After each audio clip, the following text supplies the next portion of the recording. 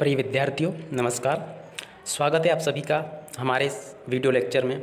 तो video start करने से पहले मैं आप सभी से रिक्वेस्ट करता हूं कि आपने अभी तक हमारे यूट्यूब चैनल को सब्सक्राइब नहीं किया तो प्लीज़ यार चैनल को सब्सक्राइब जरूर कर लें, जिससे कि आप सभी को हमारे द्वारा अपलोड होने वाले वीडियो बराबर मिलते रहे। तो आज के इस वीडियो लेक्चर में हम पढ़ने वाले हैं NCERT विज्ञान कक्षा 10वीं का अध्याय 2। जैसा कि आप सभी को पता होगा कि अध्याय 2 का नाम अम्ल, क्षारक एवं लवण है। तो आज हम इन्हीं तीनों चीज़ों के ऊपर चर्चा करेंगे और ये जानने की कोशिश करेंगे कि अम्ल किसे कहते हैं, क्षारक किसे कहते हैं और लवण किसे कहते हैं। तो चलिए बिना किसी देर के इस वीडियो को स्टार्ट करते हैं। तो अम्ल अगर देखा जाए तो अम्ल स्वाद में खट्टे होते हैं, ये तो आप सभी को ही पता है। अगर दैनिक जीवन में देखा जाए तो आप अगर इमली का जो रस रहता है या इमली देख के आपके मुंह में जो पानी आ जाता है तो वो उसी अम्ल के कारण आता है। जैसे कि खट्टे आम हो गए, इन चीज़ों में अम्ल पाए जाते हैं।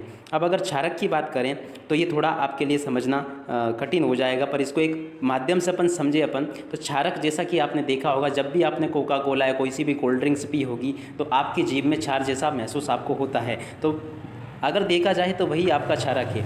तो मैं एक उदाहरण के माध्यम से मैं तुम्हें अम्ल, क्षारक और लवण समझाने की कोशिश कर रहा हूँ। जैसे कि अम्ल जैसे खट्टे पदार्थ आप समझ सकते हो, जैसे कि इमली, आम, नींबू, ये अम्ल के उदाहरण हैं। उसी प्रकार अगर क्षारक देखें तो क्षारक के लिए आप कोका कोला या कोक आप कह सकते हो क्षारक को। तो इससे आप अंदाज़ा लगा सकते हो जैसे कि क्षारक यानी कि कोक पीने से आपके जीभ में या गले में क्षार जैसा महसूस होता है आपको, मतलब नाक से उल्टी जैसा आने का मन करता है, तो उसी तरह का क्षारक होता है। अगर आप लवण की बात करें तो लवण क्या होता है? लवण और नमक सेम चीज़ें रहती है। जैसे कि आपने अपने रसोई घर में देखा होगा कि नमक का यूज हम दैनिक जीवन में रोज़ ही करते हैं।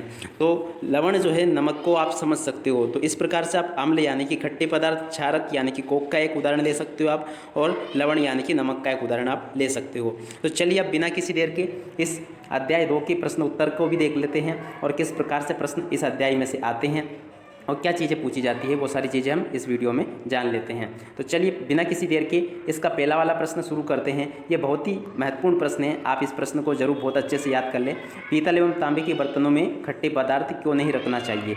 ये बहुत ही महत्वपूर्ण प्रश्न है, आप इस पूरे प्रश्न के उत्तर को बहुत ही अच्छे से याद कर लें। उत्तर क्या है? दही एवं खट्टे पदार्थों में अम्ल पाया जाता है। इस प्रकार जब इन पदार्थों को पीतल एवं तांबे के बर्तनों में रखा जाता है तो धातु अम्ल के साथ अभिक्रिया कर हाइड्रोजन गैस और हानिकारक उत्पाद मुक्त करते हैं, जिससे भोजन खराब हो जाता है। इसलिए हमें पीतल एवं तांबे के बर्तनों में दही एवं खट्टे पदार्थ नहीं रखना चाहिए। तो उम्मीद करता हूँ अध्याय 2 का पहला प्रश्न आपको बहुत ही अच्छे से समझ में आ गया होगा। अब हम देखते हैं इसका दूसरा वाला प्रश्न। दूसरा प्रश्न क्या है? आश्रित जल विद्युत का चालक क्यों नहीं होता है जबकि वर्षा जल होता है? तो आप इसको समझ लें क्या है। आश्रित जल विद्युत का चालक नहीं होता है क्योंकि इसमें आयन उपस्थित नहीं होते हैं, जबकि वर्षा जल विद्युत का चालन करता है क्योंकि इसमें आयनों में भी विघटित लवण मौजूद होते हैं। तो आशा करता हूँ कि प्रश्न नंबर 2 भी आपको बहुत ही अच्छे से समझ में आ गया होगा। तो चलिए इसी क्रम में हम देखते हैं अगला प्रश्न, प्रश्न क्रमांक 3। आप चाहे तो बराबर इनके स्क्रीनशॉट भी लेते चलें, जिससे कि आपको समझने में आसानी हो। अगला प्रश्न है अपना, जल की अनुपस्थिति में अम्ल का व्यवहार अम्लीय क्यों नहीं होता है? तो इसका उत्तर देखिए तो जल की अनुपस्थिति में अम्ल का व्यवहार अम्लीय नहीं होता क्योंकि अम्ल से हाइड्रोजन का विघटन केवल जल की उपस्थिति में ही उत्पन्न होता है। तो उम्मीद करता हूँ कि ये सारे प्रश्न और उनके उत्तर आपको बहुत ही अच्छे से समझ में आ रहे होंगे। आगे देखिए प्रश्न क्रमांक 4, प्लास्टर ऑफ पेरिस को आर्द्रता रोधी बर्तन में क्यों रखा जाता है? ये एक बहुत ही महत्वपूर्ण प्रश्न है, आप इस प्रश्न को जरूर बहुत ही अच्छे से याद कर ले। उत्तर देखिए तो क्या है इसका उत्तर? प्लास्टर ऑफ पेरिस को आर्द्रता रोधी बर्तन में रखा जाना चाहिए क्योंकि ये नमी से जल अवशोषित करता है तथा जिप्सम बनाकर कठोर ठोस पदार्थ में बदल देता है। तो उम्मीद करता हूँ कि ये वाला प्रश्न भी आपको बहुत ही अच्छे से समझ में आ गया होगा। अगला प्रश्न देखिए, उदासीनीकरण अभिक्रिया क्या है? 2 उदाहरण दीजिए। तो उत्तर देखिए तो अम्ल एवं क्षारक की अभिक्रिया के परिणाम स्वरूप लवण तथा जल प्राप्त होते हैं, जिसे उदासीनीकरण अभिक्रिया कहते हैं। और उदाहरण के रूप में आप इन जो ऊपर मैंने समीकरण बताए उनको आप नीचे लिख सकते हैं। आगे देखें तो तीसरा प्रश्न ये बहुत ही आईएमपी है, एमपी बोर्ड और कई सारे बोर्ड्स में भी ये बार बार पूछा जाता है।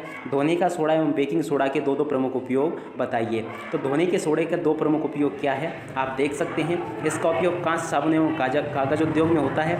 इसका उपयोग जल की स्थायी कठोरता को हटाने में होता है। ये धोने के सोडा का उपयोग है। धोने का सोडा बोले तो अगर सामान्य भाषा में हम कहें तो जिसको हम डिटर्जेंट कहते हैं या जिससे हम कपड़े धोते हैं, यहाँ पर उस सोडे की बात हो रही है।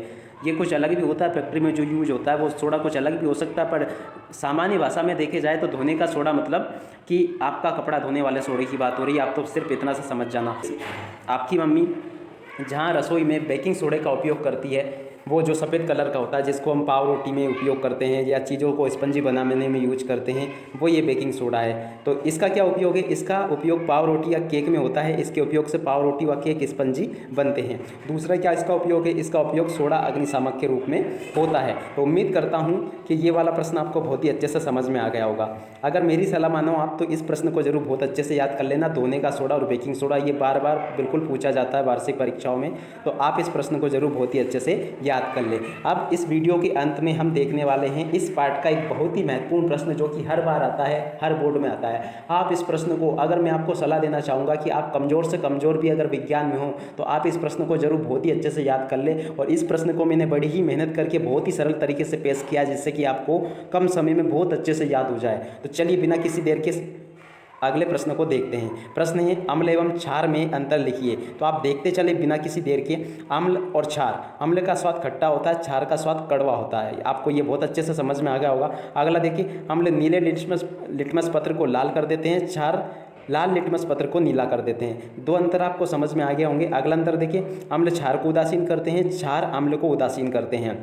अगला देखिए, धातु कार्बोनेटों से अभिक्रिया करके CO2 गैस निकालते हैं और धातु कार्बोनेटों से अभिक्रिया करके CO2 गैस नहीं निकालते हैं। अगला देखिए, जल में विलय होकर H+ आयन देते हैं। ये प्लस का निशान आप H के थोड़ा सा ऊपर लगा सकते हो, जैसे घात हम चढ़ाते हैं उस तरह से। और जल में विलय होकर OH- आयन देते हैं, और ये माइनस है, इसको भी आप थोड़ा ऊपर लगा सकते हो, घात टाइप के जैसे H इस तरह से। ठीक है, तो ये आप पूरा का पूरा नोट कर ले। अम्ल और क्षार में अंतर बिल्कुल हर परीक्षाओं में पूछा जाता है और बार बार ये परीक्षाओं में पूछा गया है। तो उम्मीद करता हूँ कि ये वीडियो लेक्चर आपको पसंद आया होगा। और अगर आप चैनल पे नए हैं तो प्लीज़ यार चैनल को सब्सक्राइब करके ज़रूर जाना।